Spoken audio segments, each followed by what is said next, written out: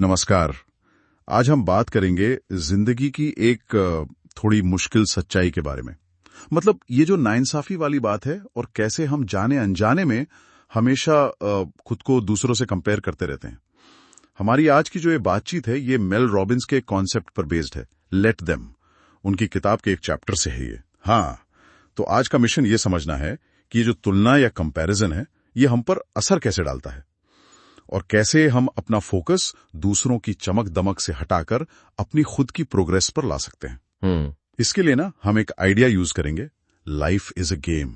जिंदगी एक खेल है। क्योंकि देखिए, ये तो सच है कि कुछ लोगों को बेहतर स्टार्ट मिलता है, शायद ज्यादा पैसा, सपोर्ट, अच्छी किस्मत, और सोशल मीडिया वो तो जैसे इस आग में घी का काम करता है। सही कहा ना? बिल्कुल। आप दूसरों की शानदार वेकेशंस देखते हैं, फिट बॉडीज, बड़ी बड़ी नौकरियां। हाँ, और वो देखकर ना अंदर ही अंदर एक अजीब सी फीलिंग आती है, जैसे हम कहीं पीछे रह गए हों। एक सिकुड़न-सी महसूस होती है ना? हाँ, वही। और देखिए, यहीं पर मेल रॉबिन्स की वो लेट देम वाली सोच, वो आइडिया काम आता है।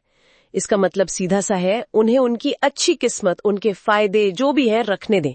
चाहे वो उनका तेज मेटाबॉलिज्म हो, या अमीर खानदान से होना, या कोई बड़ा प्रमोशन। क्यों? क्योंकि उनके बारे में सोचते रहने से, उन पर फोकस करने से आपकी सिचुएशन तो नहीं बदलती, उल्टा आपकी जो मन की शांति है, आपकी अंदर की पावर है, वो कम हो जाती है। तो ये एक तरह से एक्सेप्ट करना है कि हाँ, जिंदगी हमेशा फेयर नहीं होती, लेकिन आप उस नाइंसाफी पर रिएक्ट कैसे करते हैं वो जरूर आपके कंट्रोल में है। हाँ, ये पॉइंट बहुत जरूरी है कि हमारा कंट्रोल हमारे रिएक्शंस पर है। और ये जो लाइफ इज अ गेम वाला एंगल है, थोड़ा इस पर और बात करते हैं।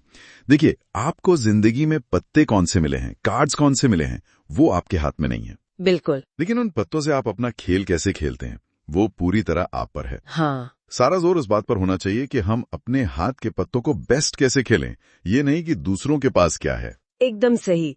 मेल रॉबिन्स अपनी बेटी सॉयर का एक बहुत ही पर्सनल और दमदार उदाहरण देती हैं। सॉयर कई सालों तक अपनी छोटी बहन केंडल से खुद को कंपेयर करती रहीं। दोनों बहनें फिजिकली भी अलग थीं, उनके टैलेंट्स भी अलग थे। केंडल की आवाज में वो चीज थी जिसे परफेक्ट पिच कहते हैं। अच्छा, परफेक्ट पिच। हाँ, मतलब बिना किसी इंस्ट्रूमेंट के सहारे के एकदम सही सुर लगाना या पहचानना, एक खास टैलेंट। हाँ।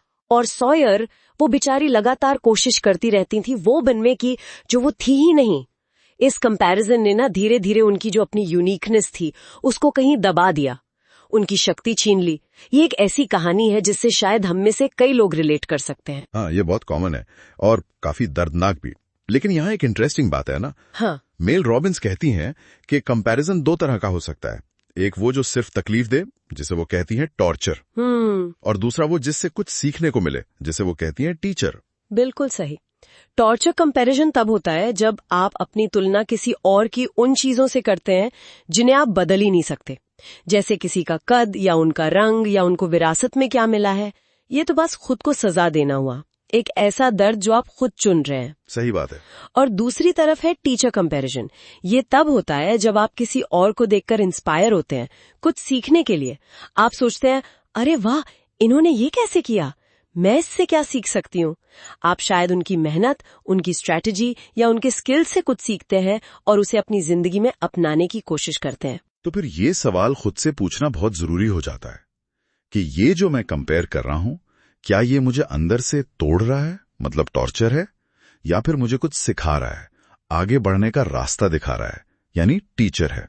जरा सोचिए, अपनी पूरी एनर्जी एक ऐसा गेम जीतने में लगा देना जिसके लिए शायद आप बने ही नहीं हैं। ये सिर्फ वक्त की बर्बादी नहीं, ये तो एक तरह का, क्या कहते हैं, सेल्फ सैबोटाज है, खुद ही अपना रास्ता रोकना। बिल्कुल। और यही सेंट्रल मैसेज है। उन्हें उनका जीवन जीने दे, लेट देम, और आप अपना जीवन जिए, लेट मी। आपको जो कार्ड्स मिले हैं उन्हें पूरी हिम्मत से, क्लैरिटी से और एक मकसद के साथ खेलें। आपकी बाजी आपकी है। तो निचोड़ यही है कि असल में कोई किसी और के साथ रेस में नहीं है। आप अपने खेल के इंचार्ज हैं, आप अपने गेम के बॉस हैं। तो मंत्र सीधा सा है, लेट देम, लेट मी।